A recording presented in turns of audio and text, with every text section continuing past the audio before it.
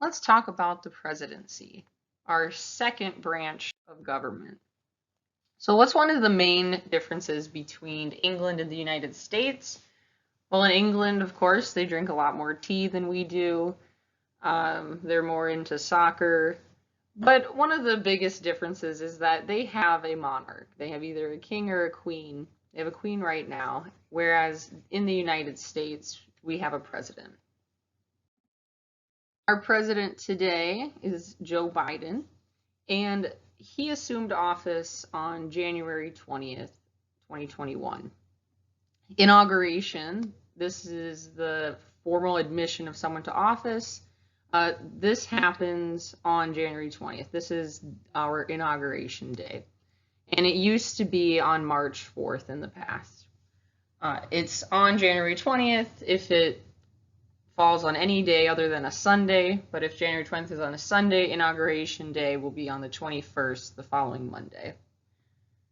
So what that means is the previous administration that could have been voted out in November of the previous year, from then until the new president assumes office, they're sort of called this lame duck administration because they aren't really representing the people at that point in time like the newly elected president is. So what are some characteristics here of the president, the United States president? You can see in this picture here we have George Washington presiding over the Constitutional Convention. You can see he's in a very regal stance. They're sort of the head dog of the United States government. It was decided that, of course, these republic-loving founding fathers, they did not want to have a king or a queen. They didn't want to have a monarchy, but they realized that there does need to be somebody at the top. There does need to be a boss of some sort of the United States and what they consider sort of the head dog. So the president, he or she presides over the country.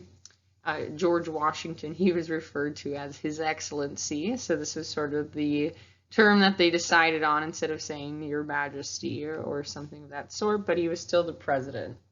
And eventually, over time, the way to address the president simply became the president or Mr. President versus His Excellency. POTUS, you may have seen this on Twitter or on various websites.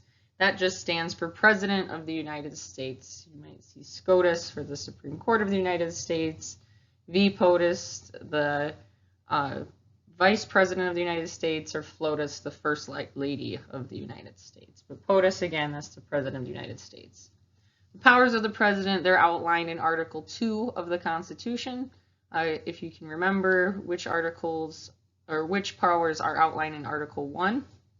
Article 1, those powers are granted to the Congress. So we can say the Congress is the first branch of government because Article 1 of the Constitution outlines their powers and grants them power.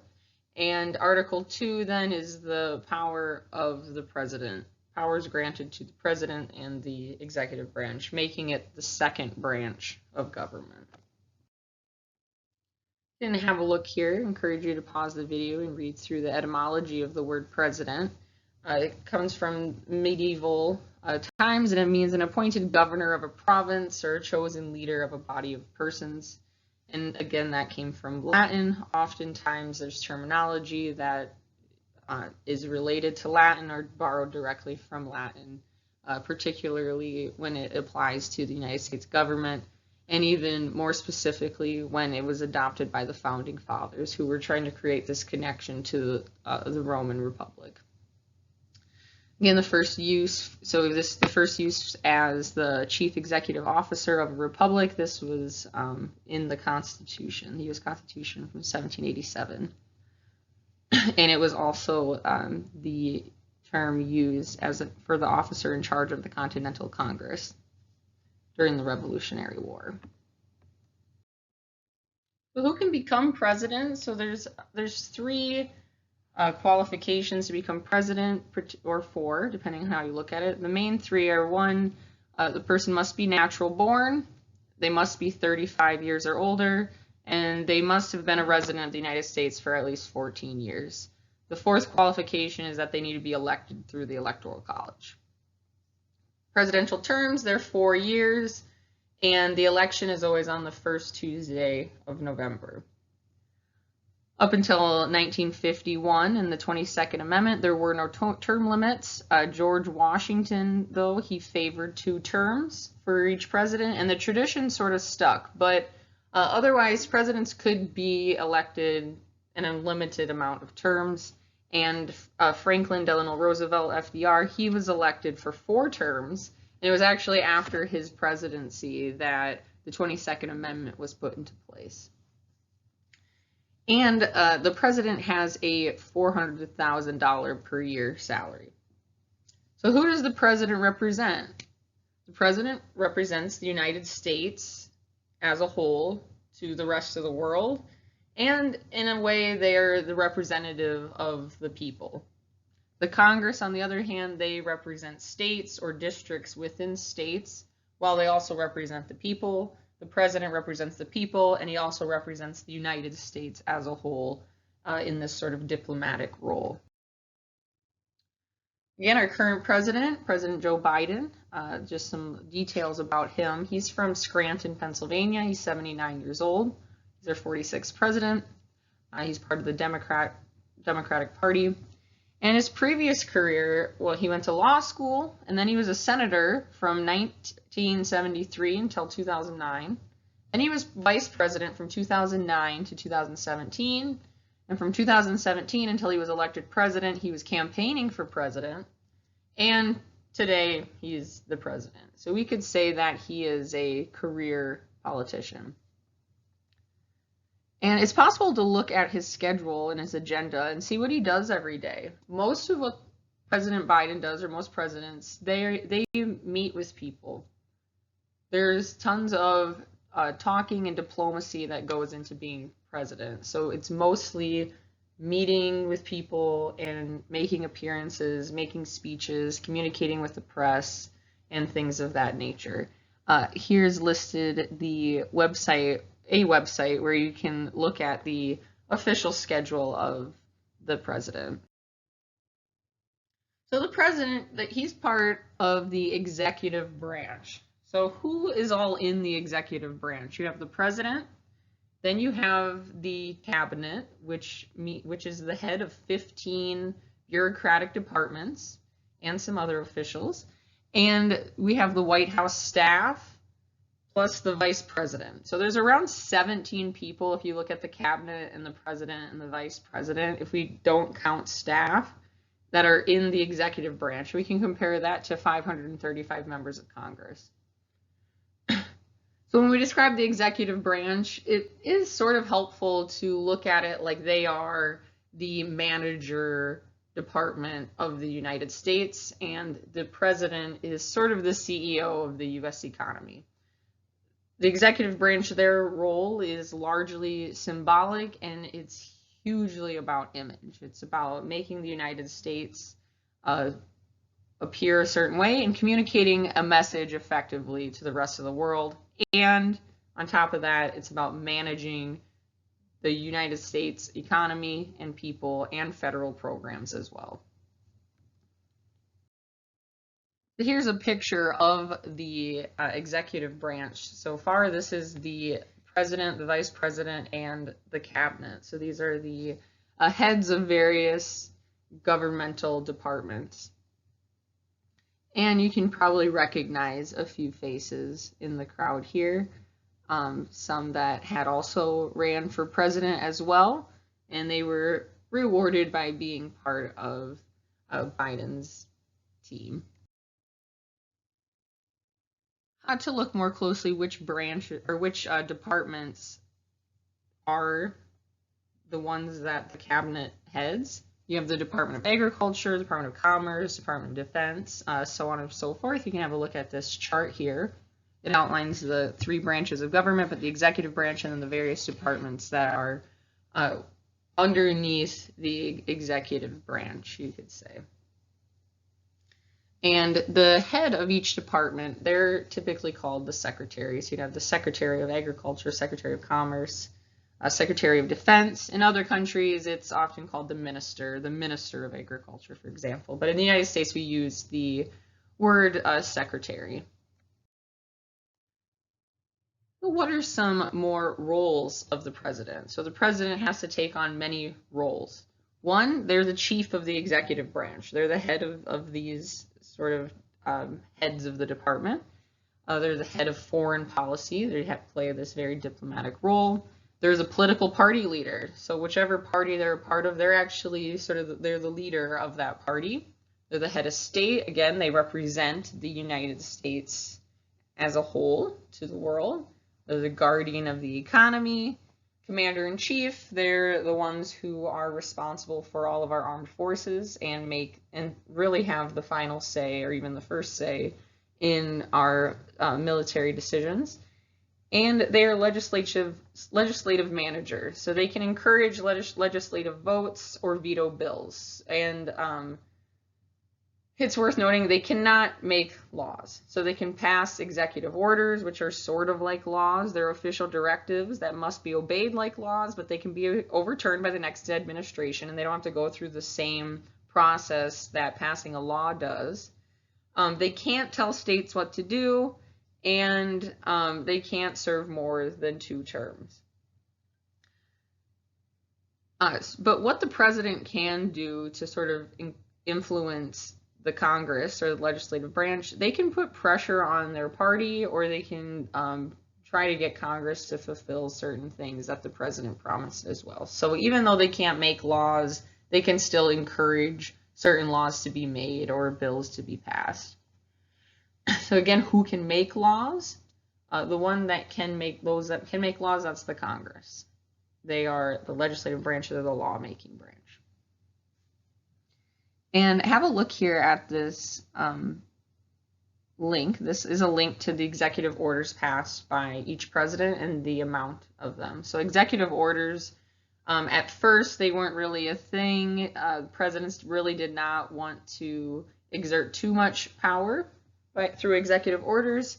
But by the early 20th century, and especially often during wartime or during certain crises, the president will pass much more executive orders than during other administrations. And during the 20th century, there's been roughly 200 to 300 executive orders passed by each president. Totally varies, but it's worth checking out this website as well to have a look and compare. So what are some more powers of the president? The president has executive privilege, and that means that the president is allowed confidential information. So control over policy, that requires control over information, so the president can control certain information. They don't have to disclose everything that they talk about with everyone. So how does that impact the president's relationship with the media? Well, they have sort of a love and hate relationship. So the president can have confidential information. The media is often trying to expose as much information as they can. The presidential veto, this is a tremendous power. Congress can go through the entire process of passing a bill to the point where it could become a law, and the president can just veto it and say no. So that's almost gives the president power over Congress in one particular sort of way. And the president, again, they have power to push their agenda through Congress. Since the president is seen as the representative of the people as well, they have a certain degree of clout that allows them to be able to sway Congress to do what the president wants or what the president believes that the people want. So let's look at the role of the president as the commander-in-chief. Should the commander-in-chief have military experience? So most of our presidents have some military experience. 36 out of 46 have military experience or military adjacent experience. I think 31 out of 46 have true military experience. And I want you to think about why having military experience can be helpful as commander-in-chief, why it might not be so helpful. So on this chart here, we can see the presidents by their military rank. Most presidents in their previous military experience, they were officers. They were on the officer side of things compared to being enlisted. And 2 were generals commanding troops. So George Washington, he was commander-in-chief while he was actually commanding troops in the field. He's the only president to have ever done that. Eisenhower, he was the general during World War II and eventually became president after the fact. Let's take a look at Lyndon B. Johnson. He was in the military and he has some degree of military experience, and he was commanding troops sort of during Vietnam. And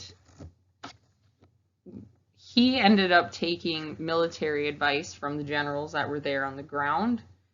And what ended up happening is the United States president relied too much on generals in the field to make decisions than his own ability himself. So having military experience doesn't necessarily make one a better commander-in-chief, but it certainly can be helpful to some extent.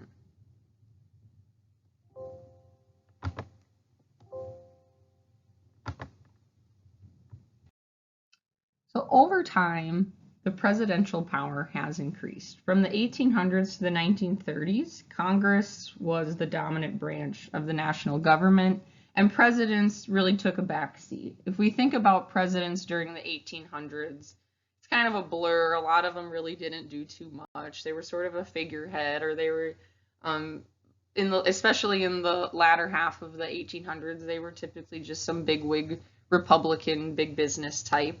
But there were some notable presidents during that time that did push back against Congress and were very powerful. Andrew Jackson, for example, Abraham Lincoln, Teddy Roosevelt, and Woodrow Wilson. It wasn't until the presidency of FDR that the executive branch gained a tremendous amount of power. And this was primarily through the bureaucracy and the formation of various departments that were meant to service the people. So that just drastically expanded the executive branch, and it sort of recreated and redefined the role of the president as the sort of savior or representative of the people themselves.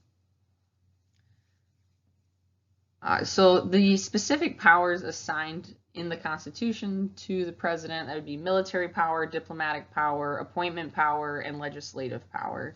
Everything else has been sort of gained over time as time has gone on. Initially, due to this sort of a wary feeling against having a monarch, the president was very cautious to not exert too much power or influence. But over time, that's definitely changed, and federal power has definitely grown over time, and presidential power in particular. The US president has a tremendous amount of power and influence and prestige. So earlier I mentioned that one role of the president is that of the head of state. So the head of state, what does that mean? It means that the president is the representative of the United States as a whole diplomatically. And it's often more ceremonial, and it deals with foreign relations. The head of government, this is a different role, but this is another role of our president. This means that they run the government. So in some places, there are 2 people, one that's the head of state, one is the head of government. So one that represents the nation and does all these diplomatic things with foreign countries, whereas there's somebody else that's head of the government, the one running the Congress and making sure that the government runs smoothly at home. In the US, this role is merged into one. In the UK, for example, you have the Prime Minister, Boris Johnson. He is the head of government. And Queen Elizabeth, she is the head of state. She represents the country as a whole and deals with diplomatic relations and image, whereas Boris Johnson, he's running the government and the parliament. In the UK, the head of government has much more power than the head of state, the Queen. Though both do have prestige, but the Prime Minister in the UK has more power. If we look at Russia, Putin, he's the president, so it's a different system. It's not like in the UK where they have a prime minister and a queen. In Russia, and it's like this in quite a few other European countries, there's a prime minister and a president. The prime minister, again, is the head of government, but the president is the ceremonial head of state. In the Russian Federation, Vladimir Putin is the head of state, and Mikhail Mishustin, he is the head of government. Unlike in the UK, where the prime minister has most of the power, in Russia, the president has the vast majority of power, and in a way also functions as the head of government, though not legally. So legally, Mikhail Mishustin, he is the head of government. It could sort of be looked at as being for show. It's not necessarily the case, but definitely the president has more power and prestige in Russia than the prime minister, whereas in the UK, again, the head of state has less power than the head of government. Compare this to the United States, where we have one person that does both, and they have all the power and all the prestige of these two roles merged into one person. They're the head of state and the head of government. Let's look at the vice president now. What do they do? So our vice president, Kamala Harris, so her role is mainly, again, to make appearances, work with the president, and it's somewhat, again, a ceremonial role. The vice president, also, they're the president of the Senate. They are the one sort of presiding over congressional sessions in the Senate. The main role, though, of the vice president is being the sort of kicker to help appeal to a wide array of voters during the presidential campaign. So typically what we will see is there's a president that has certain qualities and characteristics and stands for one thing, and their president or their vice president is one that has characteristics or qualities or things about them that appeal to people that may be on the fence and may vote another way, or it's a way to appeal to the broad party as a whole, because each party, the Democratic Party and the Republican Party, both have a variety of supporters. Because if we look at each party as being a coalition of many minor parties into one big conglomerate, we can see that there's going to be a variety of different people in each party. So what we see then is the president representing one faction of their particular party and the vice president appealing to another faction. So it's sort of this dynamic duo when they get to election day, and it helps boost the chances of winning if the vice president is a good pick. John Adams, though, he had a funny quote about the vice presidency, and he said, "It's the most insignificant office that ever the invention of man contrived or his imagination conceived." So imagine this man, John Adams, he's saying this at a point in time where the presidency wasn't very prestigious or wasn't that powerful, let's say. It did have prestige, of course, but it wasn't as powerful as it is today. And so the vice president would be even less powerful and important or significant potentially in the minds of some of these founding fathers. So here's a list of vice presidents who became president. So about 32%, 33% of presidents were once vice presidents. And 60% of that 32%, they became president as a result of the current president dying in office. So some people, they had been vice president, served a time as vice president, and then later on became president. And others, they were forced to become president while the president was still in office because he passed away.